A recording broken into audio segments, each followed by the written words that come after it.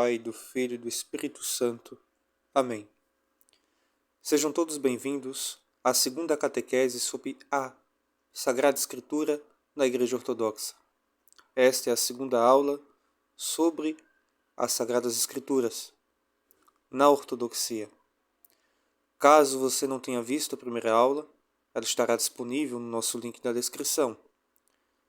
É muito importante que você veja todas as aulas, serão 5 aulas sobre a Sagrada Escritura na Igreja, para que você tenha um conhecimento básico, completo. Então, hoje nós veremos a questão do cânon bíblico da Igreja, veremos a formação do cânon, desde o Antigo Testamento e o Novo Testamento.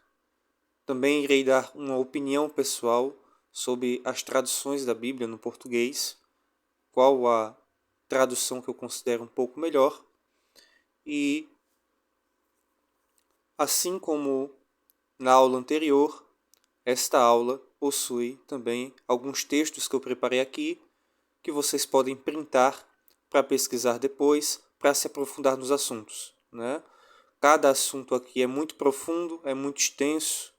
Se eu fosse tratar cada assunto aqui de forma profunda, esse vídeo teria umas 10 horas. Mas aqui se trata de informações breves, porém básicas, para que todos possam procurar. Iniciemos então com o Antigo Testamento. O Antigo Testamento, que é utilizado pela Igreja Ortodoxa, os livros que compõem o Antigo Testamento na Sagrada Escritura, vêm da Septuaginta. A Septuaginta, ou tradução dos 70, como ensinado pela história, é uma tradução do hebraico, uma tradução feita por 72 estudiosos judeus em Alexandria, e aqueles 72 estudiosos judeus, aqueles 72 homens, traduziram a escritura sagrada original do hebraico para o grego. Por quê? Nós sabemos que, por exemplo, hoje em dia, o grego, hoje em dia, a língua mais falada no mundo é o inglês. Se uma pessoa, como um cientista, ele quer que sua pesquisa chegue a mais pessoas, além de publicar sua pesquisa, seu trabalho na sua língua natal, certamente também ele irá publicar em inglês, porque é a língua mais falada no mundo.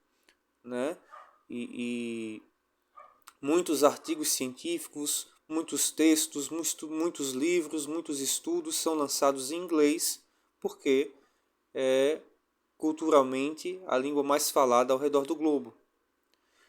Da mesma forma, a Septuaginta, ela foi essa tradução do Antigo Testamento, essa tradução dos textos sagrados do povo judeu para o grego, se deu por 2 motivos. Primeiro, porque o grego, já naquela época, era, naquele momento, a língua mais falada. Então, a cultura grega, ela era a língua grega, a cultura, ela era muito importante na época. E a língua grega estava para a época como o inglês está para a nossa época. Então, os trabalhos científicos, os grandes trabalhos, eram produzidos em grego, porque era a língua mais falada. Era a língua dos filósofos, a língua dominante culturalmente, a língua dos intelectuais.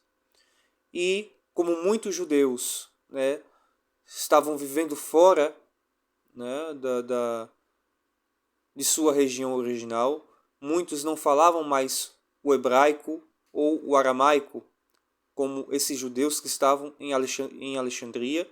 Esses judeus falavam grego. Então foi necessária essa tradução dos originais, da escritura original, para a língua grega. E essa tradução dos 70, esta Septuaginta, ela é datada, aproximadamente 3 séculos antes de Cristo.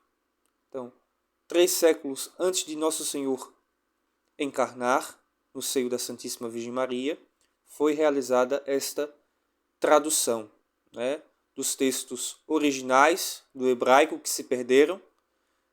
Foi realizada essa tradução para o grego. Bem, dito isso, por que a igreja usa essa versão da Septuaginta? Justamente porque a Septuaginta foi a versão das Sagradas Escrituras utilizada pelos apóstolos e pelo próprio Senhor Jesus Cristo. Então, por isso que a Septuaginta ela é conhecida como a Bíblia dos Apóstolos ou a Bíblia de Jesus Cristo. Ela, todas as vezes que, na maioria das vezes, na verdade, que os apóstolos e Nosso Senhor citam o Antigo Testamento, eles estão citando os trechos da Septuaginta. Então nós sabemos com certeza que a Septuaginta era a Sagrada Escritura, o Antigo Testamento utilizado pelos Santos Apóstolos, que foi utilizado por Nosso Senhor e que foi utilizado pela Igreja primitiva e segue sendo o Antigo Testamento utilizado pela Igreja Ortodoxa. Séculos mais tarde, os judeus, a sinagoga judaica, realizou uma nova tradução do Antigo Testamento, uma nova versão do Antigo Testamento, que é a versão massorética. E essa versão massorética, ela contém menos livros do que a versão da Septuaginta. Então, enquanto a Septuaginta é uma versão mais antiga, uma tradução grega do século III a.C., o texto massorético, que são textos hebraicos, feitos pelos judeus,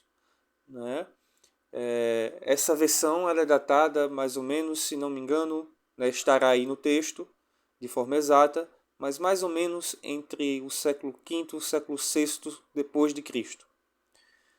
Então, esse texto massorético, esse texto judaico, ele é posterior e ele possui menos livros. Ele é de tradução judaica e não de tradição cristã.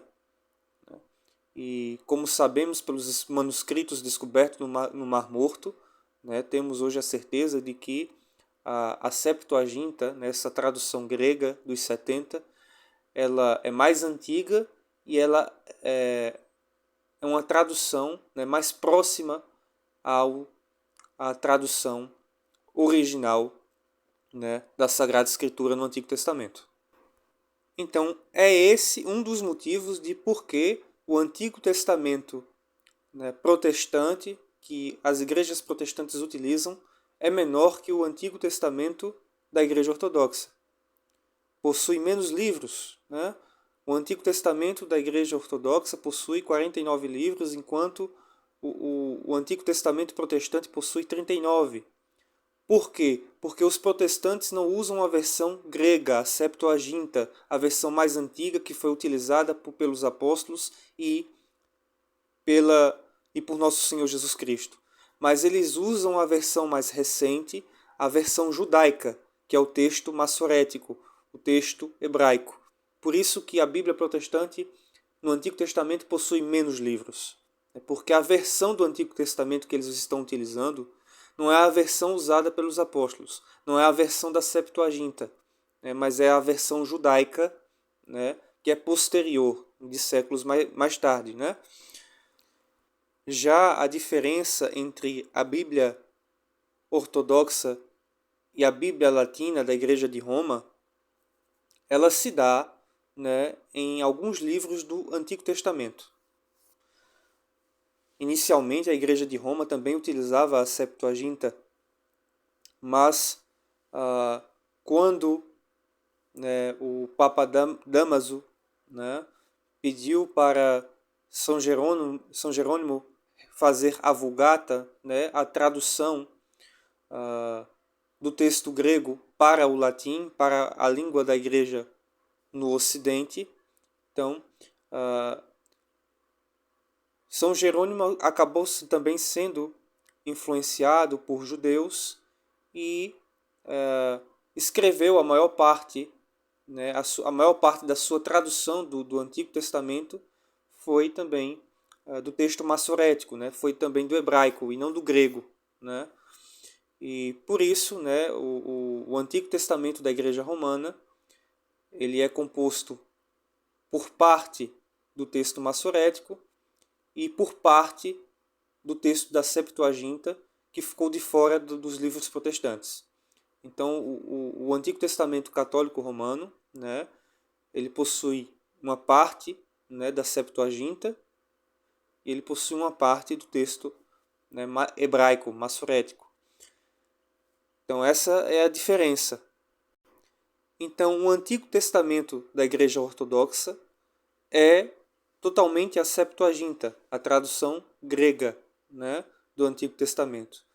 Enquanto a Vulgata, né, as versões latinas do Antigo Testamento feitas a partir de São Jerônimo, elas possuem uma parte da Septuaginta e a maior parte, né, do texto massorético ou das traduções feitas diretamente do hebraico por São Jerônimo.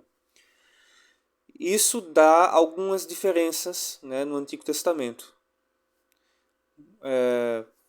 Então, um livro, né, basicamente, o Antigo Testamento ortodoxo, o Antigo Testamento da Igreja Romana, 98, quase 99% o mesmo em conteúdo, né? E o livro, por exemplo, a oração de Manassés ficou de fora, né, da Bíblia Latina, e Macabeus 3 e 4, no caso a Igreja Romana tem Macabeus 1 e 2, falta o 3 e 4, que está no cânon da Septuaginta, e também um Esdras, né? Mas alguns autores, né, também citam que, na verdade, por exemplo, Macabeus não é que são 2 livros a mais, né, na Bíblia Ortodoxa, mas seriam apenas uma forma de contar os livros, né, de forma diferente. A Igreja Romana conta Macabeus como 2 livros e a Igreja Ortodoxa conta como 4 livros. Então, a única diferença seria o livro de Manassés, ou a oração de Manassés, que não está na Vulgata de São Jerônimo. Então, essa é a diferença do Antigo Testamento, né, romano e do Antigo Testamento ortodoxo, né? Enquanto o Antigo Testamento ortodoxo ele é integralmente Septuaginta, né, o Antigo Testamento romano, quando foi traduzido para o latim por São Jerônimo, ele tem parte da Septuaginta e parte, né, dos textos hebraicos, o que dá algumas diferenças que são pequenas, né, comparadas às diferenças com o Antigo Testamento protestante, que é integralmente, né, o texto judaico massorético. Já o Novo Testamento, né, o Novo Testamento que é utilizado, o Novo Testamento, né, tanto na Igreja de Roma, como na Igreja Ortodoxa, como no protestantismo, né, o Novo Testamento é o mesmo, são os mesmos 27 livros. O Novo Testamento também foi escrito em grego pelos santos apóstolos, da mesma forma que a Septuaginta, pelos mesmos motivos, né, que eu disse no início desta catequese, né? O grego era a grande língua cultural, né? Era a língua dos filósofos, a língua dos intelectuais, né? Da mesma forma, se eu publico um artigo científico hoje, eu vou publicar no inglês, para que ele tenha mais alcance, né? Porque o inglês é mais universalizado, né? Na antiguidade era o grego. Então, o Novo Testamento ele foi escrito em grego também. E a composição, né, desse Novo Testamento vem dos santos padres da Igreja. É importante dizer, não foi um único padre, não foi um único bispo, não foi um papa, né? O cânon do Novo Testamento não se trata de uma canetada, né? De um decreto, mas ele foi construído, né? Nos concílios da Igreja, a partir de vários padres que deram contribuições muito importantes, né?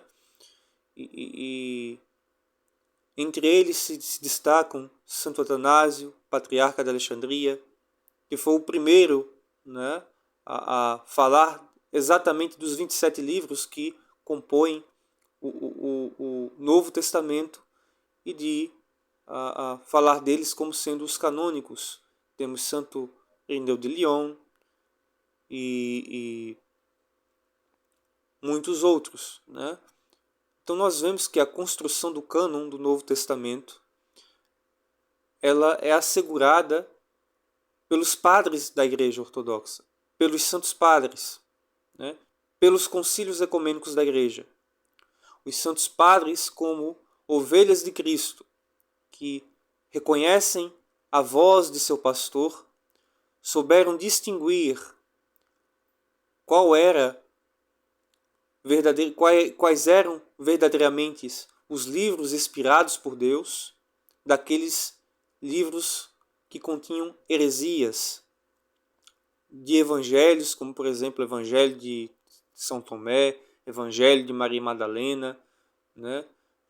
Apocalipse, não existe apenas o Apocalipse de São João, existem outros apocalipses, né? Como o Apocalipse de Pedro e etc. Então existiam muitos livros, né? Que circulavam, né? Não apenas livros cristãos, não apenas livros, né? Da igreja, livros verdadeiros, livros genuínos, que continham a verdadeira fé, mas existiam também muitos livros que continham heresias, falsas doutrinas, livros de hereges, né? E foram os santos padres aqueles responsáveis por, né, reconhecer a verdadeira escritura e de proclamá-la para toda a igreja. Aqui tomo nota sobre uma questão importante histórica, né? Antigamente, na antiguidade, durante 1500 anos, não existia imprensa, né? Não existia, né? Os livros não são como nós temos hoje em dia nas nossas prateleiras, né? Bonitinhos, encapadinhos. Não, eram pergaminhos, né? Eram papiros, eram bibliotecas enormes, né? Então, nem todas as igrejas, né, tinham todos os livros, todos os 27 livros, né, do Novo Testamento. Então, existiam comunidades que tinham uma parte, comunidades que tinham outra parte, né? E com o tempo, todas essas partes foram sendo reunidas pelos padres da igreja e sendo reconhecidas como a Sagrada Escritura, né? Outra coisa importante de destacar, né, é que a Sagrada Escritura, como disse, ela foi escrita no grego, no Novo Testamento. Porém, todos os povos ortodoxos, né, já tinham a Sagrada Escritura traduzida para suas línguas nativas, né, muito antes, né, da Reforma Protestante, muito antes, né, de Lutero traduzir a Bíblia, né, para seu idioma do latim, né.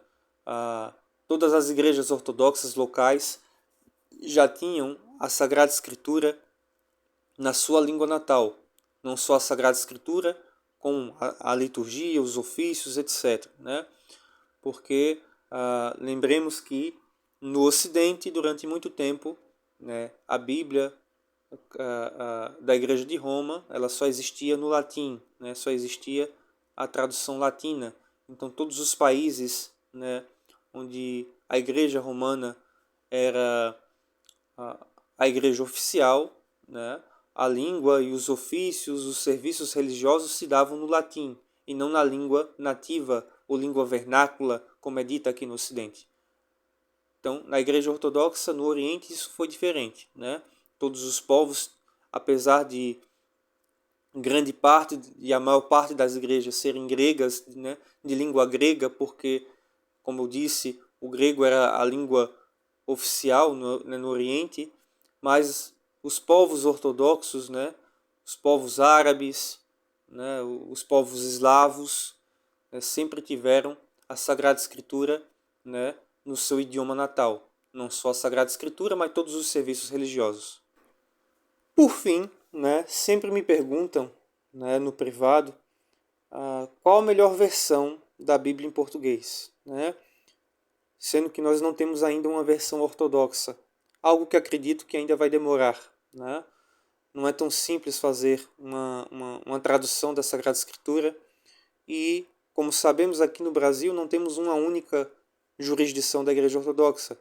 Temos ali meia dúzia, né, de jurisdições, né, diferentes, com bispos diferentes, e o esforço, né, de realizar uma tradução das Sagradas Escrituras, uma tradução ortodoxa, uma tradução, né, ortodoxa em português, é algo que certamente ainda levará muitos anos. Talvez daqui a 20, 30 anos já tenhamos uma versão em português, né? Mas até lá, qual a melhor versão, né, para utilizar? Especialmente aqueles buscadores da ortodoxia e catecúmenos, fiéis da igreja, sempre perguntam. Aqui eu vou dar uma opinião pessoal minha, tá certo? Uma opinião pessoal minha e de acordo com minha experiência, de acordo também daquilo que eu sempre ouvi, né? Não só de sacerdotes ortodoxos, mas também, né, de pessoas, né, de outras denominações, né? A, a versão da Bíblia em português, a melhor tradução que eu indico, né, é das que eu conheço, a Bíblia de Jerusalém, tá certo? É uma boa tradução, tá bom? Uma tradução muito boa e das versões em português eu considero a melhor para estudo, tá certo? E eu não utilizaria nenhuma Bíblia protestante porque, embora ela tenha até boas traduções no Novo Testamento, ela tem um Antigo Testamento incompleto. Então todas as Bíblias protestantes têm um Antigo Testamento não da Igreja Apostólica, né, mas possuem um Antigo Testamento, né, do hebraico, massorético, judaico, que é incompleto, certo? E, então eu não utilizaria nenhuma versão protestante, mas utilizaria, né, uma dessas versões católicas, romanas, que são mais completas, né? Falta ali, né, uns 2% para estar completinha, mas está quase. Então, uma boa tradução que eu considero é a tradução da Bíblia de Jerusalém. E falando nisso, além de indicar a Bíblia de Jerusalém, né, eu também indico que outras Bíblias não são muito boas, né? Como, por exemplo, a edição pastoral, que é uma edição da Igreja Romana, que possui não apenas tanto a tradução como notas que são muito marxistas, né? É uma Bíblia com linguagem marxista e é uma Bíblia que eu não indico, né?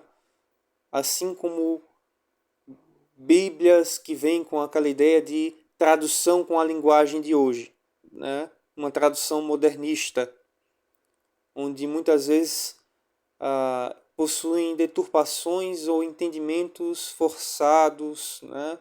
Eu estava vendo uma notícia esses dias, né, de uma nova Bíblia que será lançada, né, em todos os idiomas, uma Bíblia corrigida por inteligência artificial, né, onde muitos textos da Sagrada Escritura serão, né, literalmente censurados, né, adequados para a ótica mundana de hoje, né, onde sodomia, por exemplo, não é mais pecado, né? Vocês estão entendendo o que é que eu estou querendo dizer.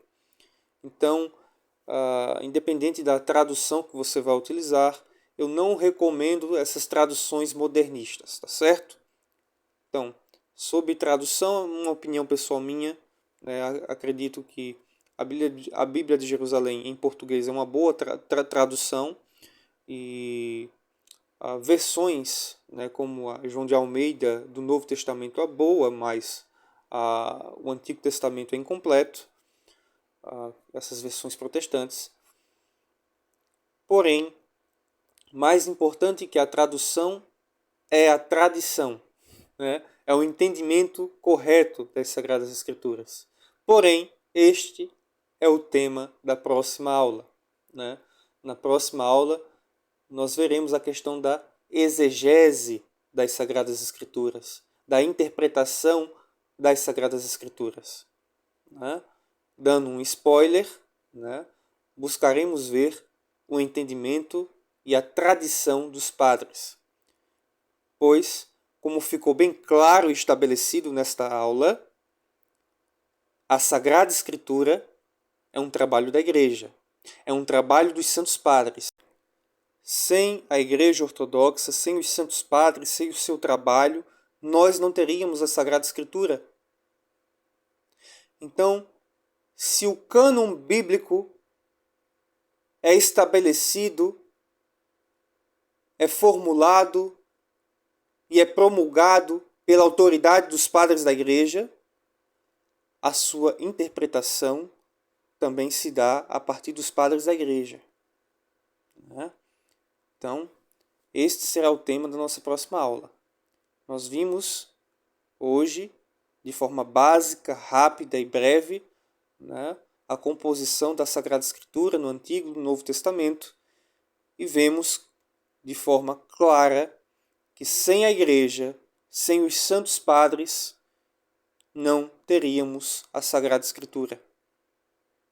Então, agradeço a quem ficou até aqui.